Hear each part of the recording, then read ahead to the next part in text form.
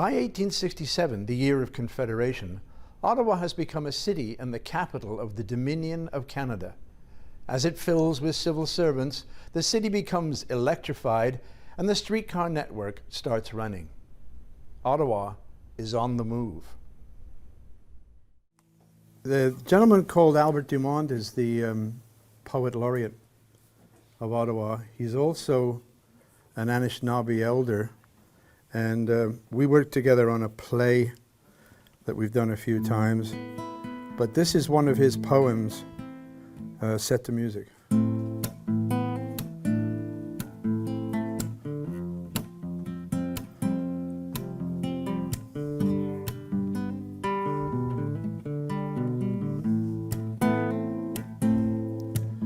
When the cedar is gone, when the cedar is gone, who then will speak of our spirituality? When the oak is gone, when the oak is gone, who then will speak of our strength? When the maple is gone, when the maple is gone, who then will speak of our generosity? Oh great Spirit, oh great Spirit, our voices are growing taller, growing strong.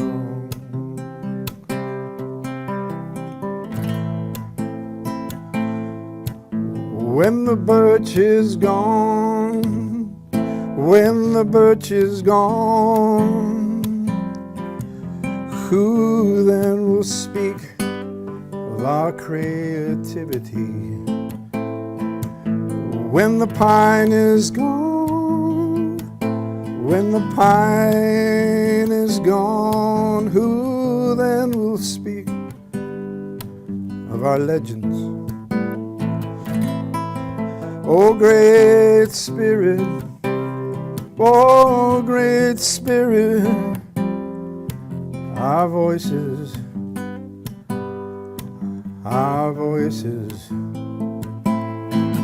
great Spirit, oh great Spirit, our voices are as a forest, growing taller, growing strong.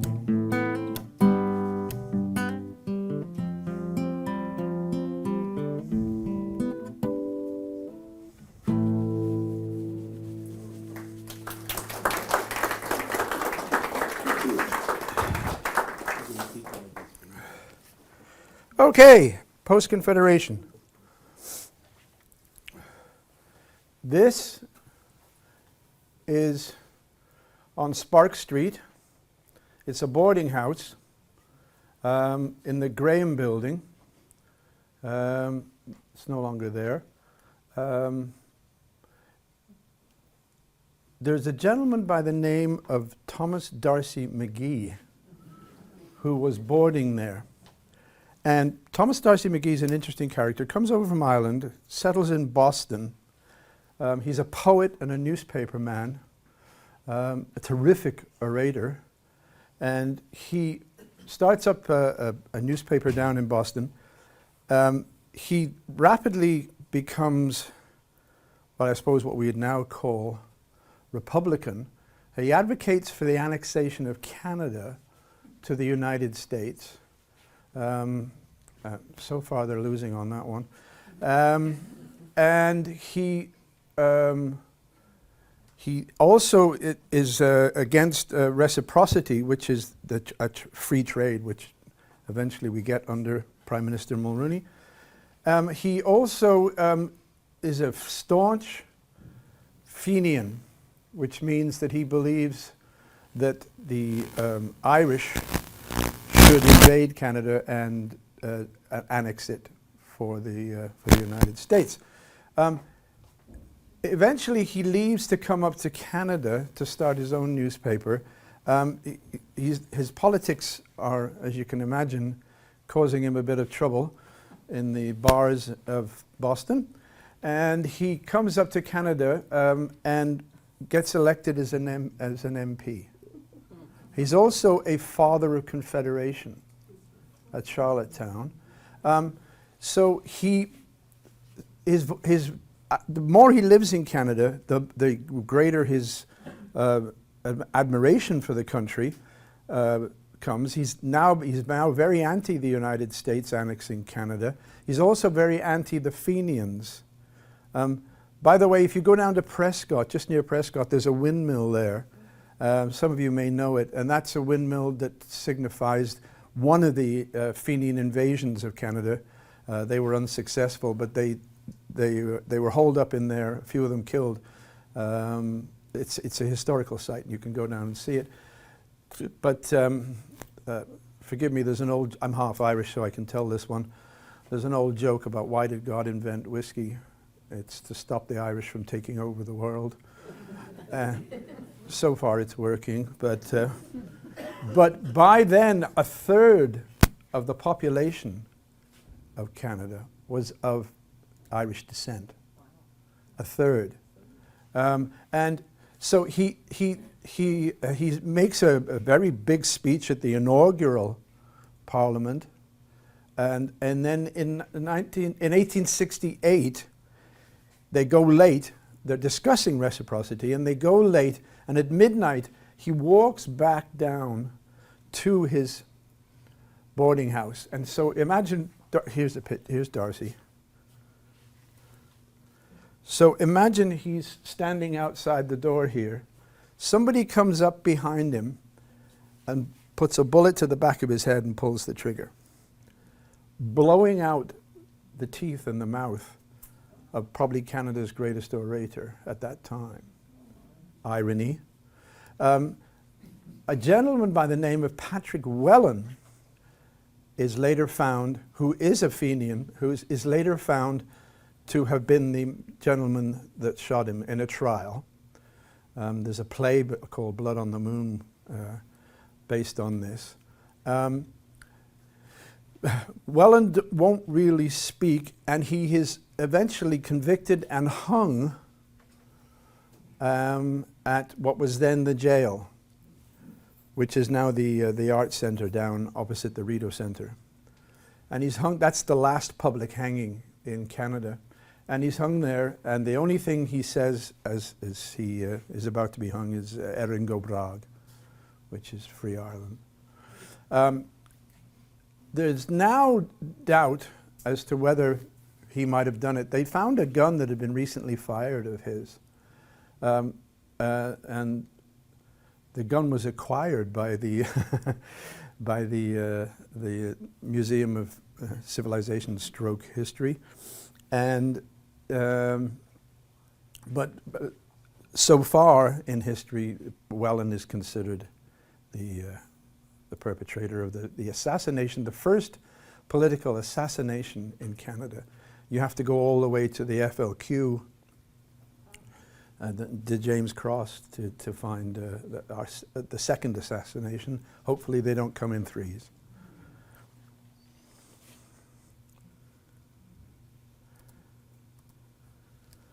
Now, this is actually dear to my heart. This is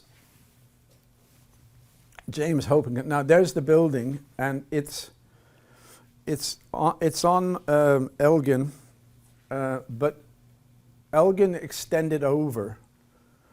Now it's the Confederation Square is there, Confusion Square as we call it, is there, but it's on, there were buildings on the other side that we'll also see some of them. Were buildings on the other side. So this is the first, I say it's dear to my heart because this is the first bookstore in Ottawa, James Hope. But if you can see what they do, they do printing, engraving, lithographing, and also your stationery. So this was the literary hub of Canada. This is in the 1870s, by the way. This is the literary hub of Canada. And I have a picture at home. Dickens was still publishing at this time, and Dickens used to publish in serial. They would come out in serial, like he did with the Green, like he did later with the Green Mile. I'm blanking on the author. Stephen King. With Stephen King. So they would come out, and there were these little green books, and they were called chapbooks. Hence, anybody called Chapman or Chapman Boulevard. Chapman is somebody who would sell these chapbooks, and they would appear in the window, and there'd be a big lineup down Spark Street of people wanting to get the latest installment of Charles Dickens's books.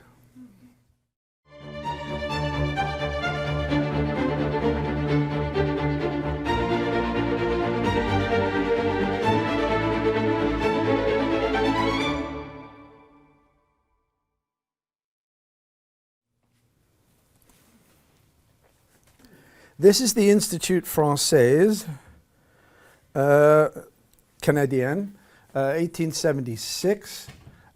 This was started, I want to sort of branch briefly into the French history of Ottawa. Mais, s'il vous plaît, je continuerai de parler en anglais.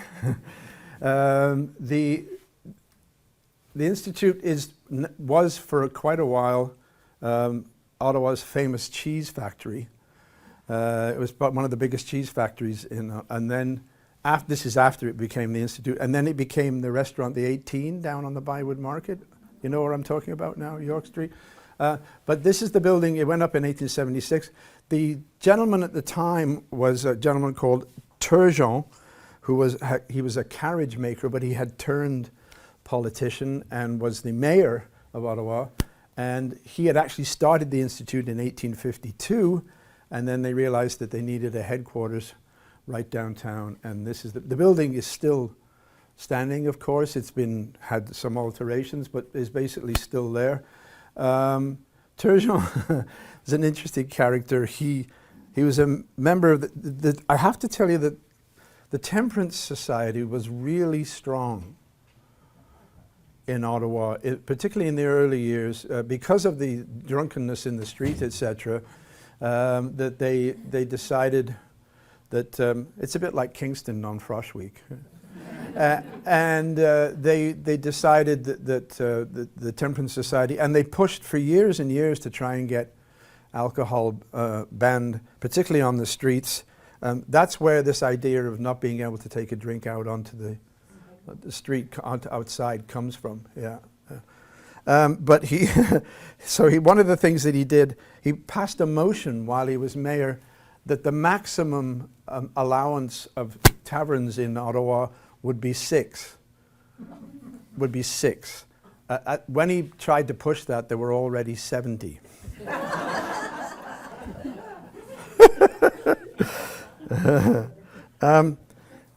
Around 1874, we get the beginning of the firefighters, of the Ottawa firefighters.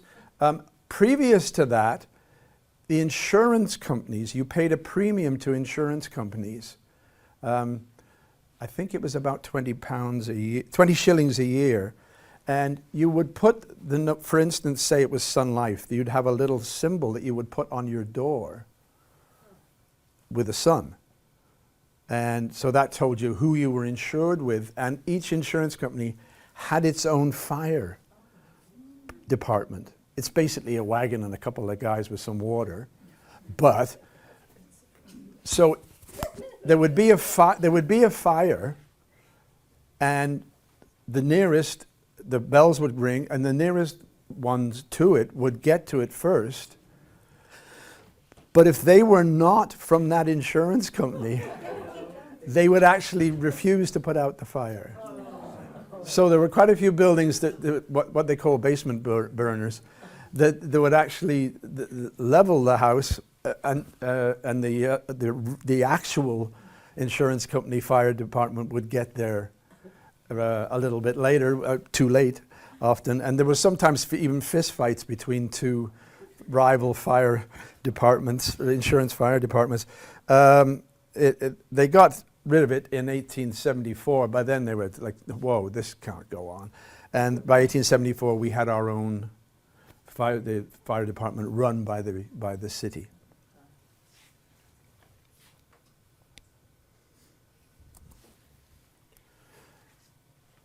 Continuing with the French influence in Ottawa, this is over in Vanier.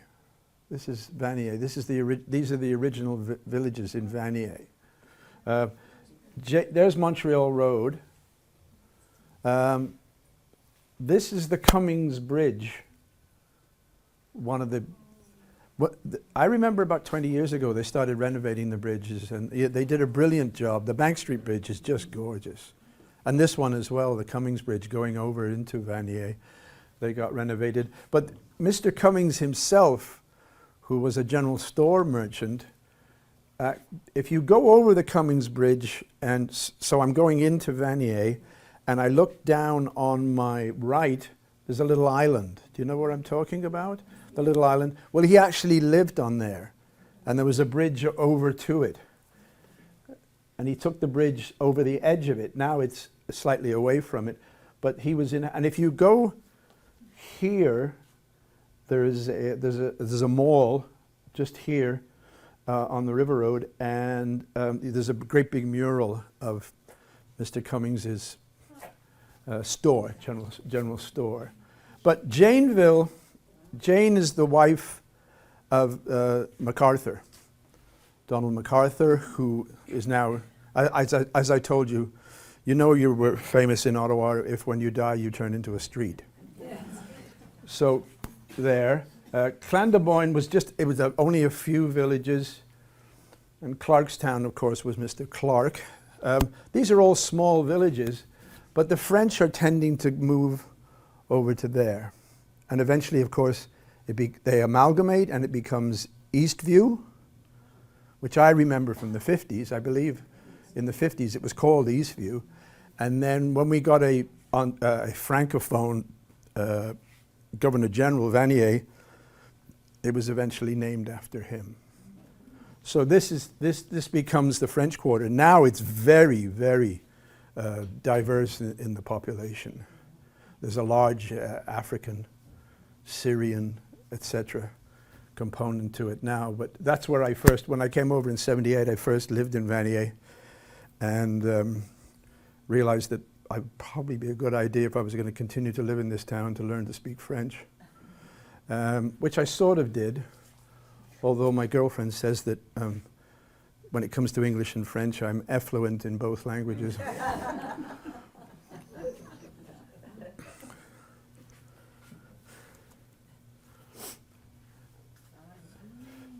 Isn't that a lovely picture? Yeah. Now here's the Parliament buildings now complete. This is the old Sappers Bridge, which was the original bridge on the canal that Colonel By built. Sappers being the people, they're like navvies, people that engineers, most of them Irish. People like Mackay, Thomas Mackay, etc., who was a stonemason. And then this was built, and this was the Dufferin Bridge. And now it's the Plaza Bridge. You can see where we are. That building is still there. That little building is still there. Now one of the oldest stone buildings because Colonel By had it built. This building here is the old post office. So, forgive me, I'm just going to... There you're going into Spark Street, but Elgin's behind here. Do you see now what I'm talking about? Elgin's behind here. So this is the old post office. Of course, the more Art Deco post office is next to it down here. But this building here is the Russell House Hotel. Now the Russell House, by the way, you can see this is actually a hay cart. He's moving at the time, but those are two horses. It's a hay cart going along. Not rush hour, by the looks of it. Not rush hour. The Russell House, that one was torn down, and roughly the same building was rebuilt in 1880, and it became the luxury hotel. Up until the Chateau Laurier, it was the luxury hotel in town. For instance, some of our major politicians, Wilfrid Laurier lived there for about 10 years. And it had some major events take place in it, very luxurious inside. A gentleman by the name of Lord Stanley decided that he would dedicate a cup to, in 1892, he decided he would dedicate a cup for hockey, hence the Stanley Cup. Later on, a lot of famous, if somebody famous came to Ottawa, they would stay there. Oscar Wilde stayed there. He was actually invited to stay at Rideau Hall and didn't like the idea of it, and decided that he would stay in the Russell Hotel instead. There he met a guy called Francis Richards, who was an artist and a politician. And Richards offered to paint Wilde's portrait. Wilde refused, but he did show him a portrait of a young man, which became a picture of Dorian Gray. That's where Oscar Wilde got the idea from. Anna Pavlova danced in there. Eventually, just jumping a little forward a bit, it was neglected and it becomes almost derelict. As I say, the Chateau Laurier takes over from it, and eventually it's torn down in the 1920s. But next to it was the Russell Theatre, which is where the Arts Centre is now. Look at that. Yeah. That's where Pavlova danced. And a lot of Shakespeare put on there. Some of the major traveling Shakespearean actors there. Again later torn down. But there's I don't know if with you, but every now and then I sort of get, if I could choose to live in part of Ottawa's history for a while, if I could visit part of Ottawa's history, when would I visit? And it would be this era, when the architecture, most of the buildings were not as tall as the trees. There was more stone than glass. I think it's an era I'd like to live. There was no plastic.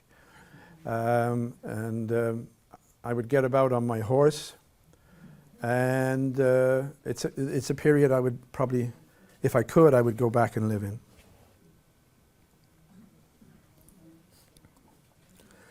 So there's one of those bird's eye maps, 1876 of Ottawa. You can see it's not going any further than this. This would, as we'll see, will become the experimental farm. Lansdowne is right down there.